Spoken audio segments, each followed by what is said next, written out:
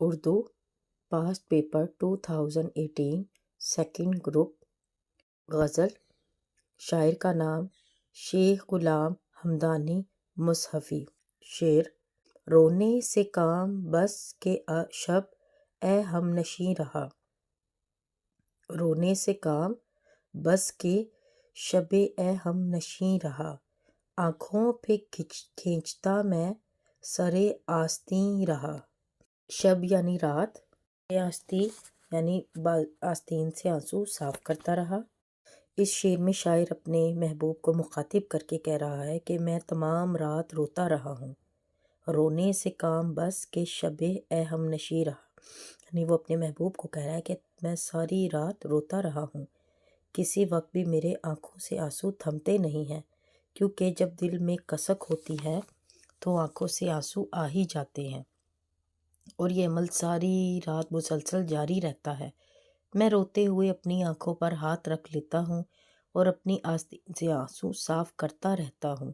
کیونکہ میرے دوست مجھے تیری رسوائی کا ڈر بھی ہے اور اپنی جگ ہسائی کا بھی، یعنی تیری یاد میں میری آنکھوں سے مسلسل آنسو نکلتے رہتے ہیں، اور پھر میں ان کو صاف کرتا رہتا ہوں کہ کہیں کسی کو پتہ نہ چل جائے کہ تمہاری وجہ سے میری آنکھوں سے آنسو نکلتے ہیں۔ شعر نمبر 2۔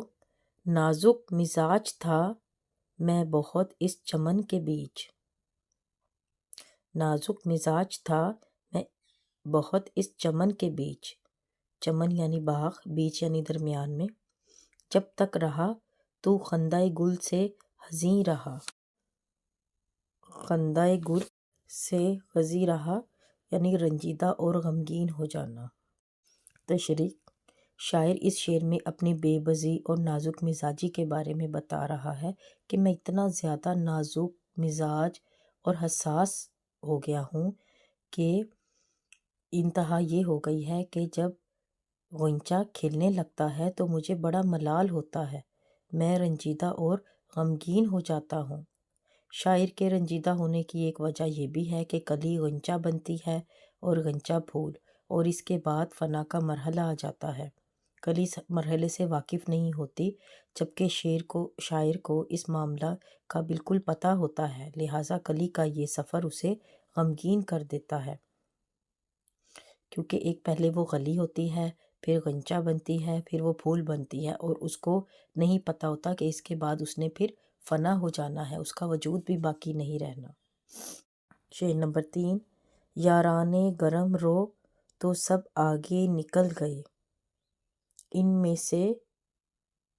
ان سے میں ننگے قافلہ پیچھے کہیں رہا۔ اس میں یارانے گرم رو یعنی قافلے میں جو دوسرے ساتھی ہوتے ہیں۔ تشریح: اس شعر میں شاعر نے ایک ایسے انسان کی کیفیت بیان کی ہے جو قافلے میں دوسرے ساتھیوں کے ساتھ منزل کی جانب یعنی اس کی طرف چلا، لیکن وہ عزم اور ہمت اور جذبے سے محروم تھا، اس کا منزل پر پہنچنا بہت ضروری تھا، وہ اپنی سست روی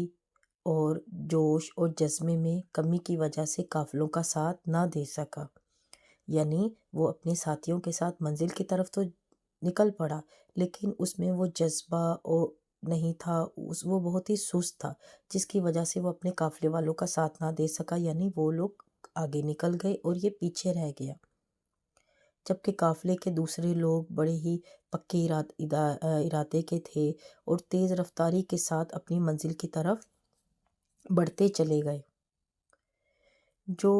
سچے دل کے اور خلوص کے مالک لوگ ہوتے ہیں ان کا دل بڑا ہی سچا ہوتا ہے، اور وہ سچے دل سے جب کوشش کرتے ہیں تو اللہ تعالیٰ ان کی کوششوں کو کبھی بھی ضائع نہیں ہونے دیتا اور ان کی مشکلوں کو آسانی میں بدل دیتا ہے۔